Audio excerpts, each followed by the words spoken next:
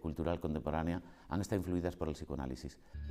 El estudio de la cultura estuvo presente desde los orígenes en la obra de Freud, contribuyendo a la formulación de las hipótesis y conceptos psicoanalíticos. En las manifestaciones de la cultura identifica modelos y busca vestigios de las teorías que trata de articular. Los elementos culturales están en Freud desde un principio y no son un mero adorno.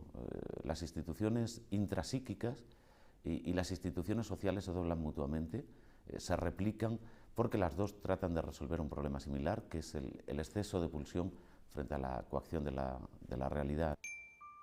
Pero más que en la filosofía, es en la literatura clásica donde hay que buscar la sólida formación humanista de Freud.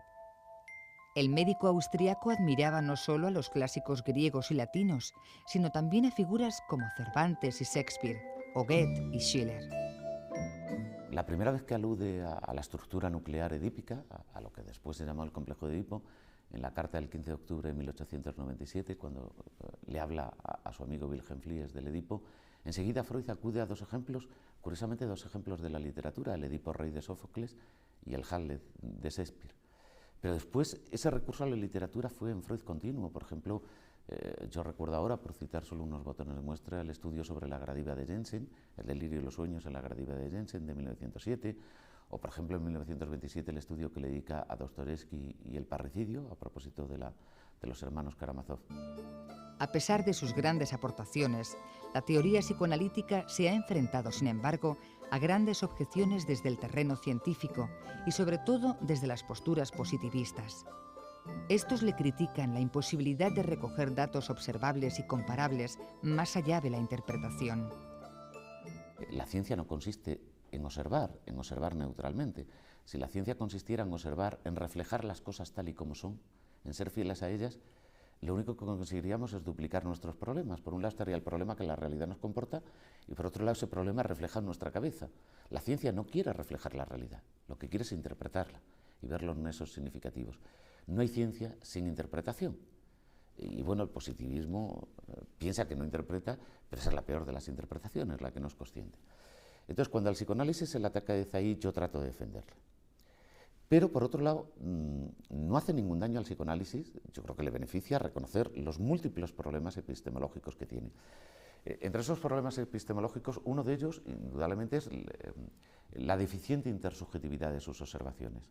Claro, los científicos requieren un ideal de publicidad, que es que todos podamos observar lo que ellos dicen, pero el psicoanálisis trabaja en un laboratorio muy especial, que es el paciente en relación transferencial con el psicoanalista. Y claro que ello no es públicamente observable.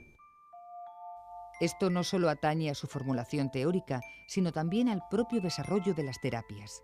En este caso, se cuestionan las interpretaciones del analista.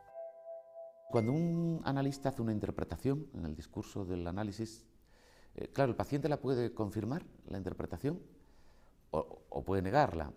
Que la confirme no quiere decir que sea cierta, lo puede hacer por muy diversos motivos, por ejemplo, dar gusto al analista en una relación transferencial, en ganar su aprobación. Y el que la niegue tampoco quiere decir que sea falsa, puede verse a sus fenómenos, a sus mecanismos de resistencia. Pero entonces, ¿qué control tenemos sobre la verificación de las interpretaciones del analista? Sin embargo, numerosos científicos, ya sea desde la psiquiatría o la psicología, se suman a la investigación y a la terapia psicoanalítica, formando parte del grupo que rodea a Freud. De este germen saldrán posteriores relecturas y nuevas formulaciones, hasta el punto de que en su evolución las luchas entre diferentes escuelas psicoanalíticas son encarnizadas.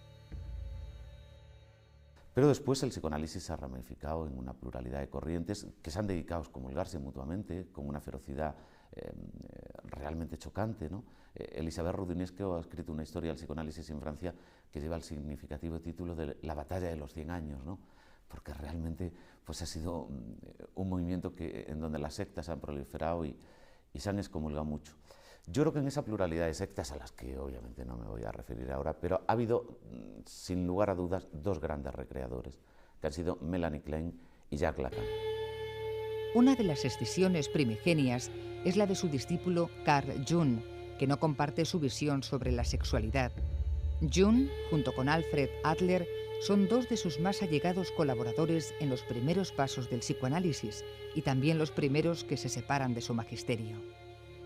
Sus propios discípulos también tuvieron un problema con el tema de la sexualidad. Jung, la ruptura de Jung con Freud fue a propósito y fundamentalmente partiendo del tema de la sexualidad, que para Jung implicaba un desarrollo mucho más totalitario e implicaba toda la libido, podríamos decir, vital del ser humano, no implicando solamente la sexualidad.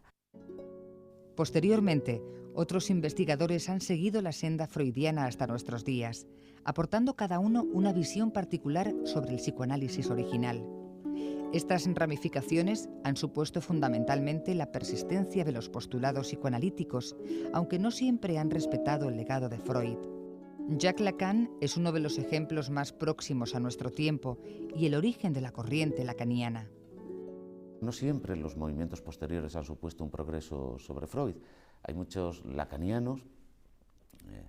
Lacan, que ha hecho muchas aportaciones a Freud, yo creo que tiene un gravísimo defecto, que es que la prosa elegante, a la vez característica y muy personal de Freud, pues en Lacan se retuerce hasta el paroxismo.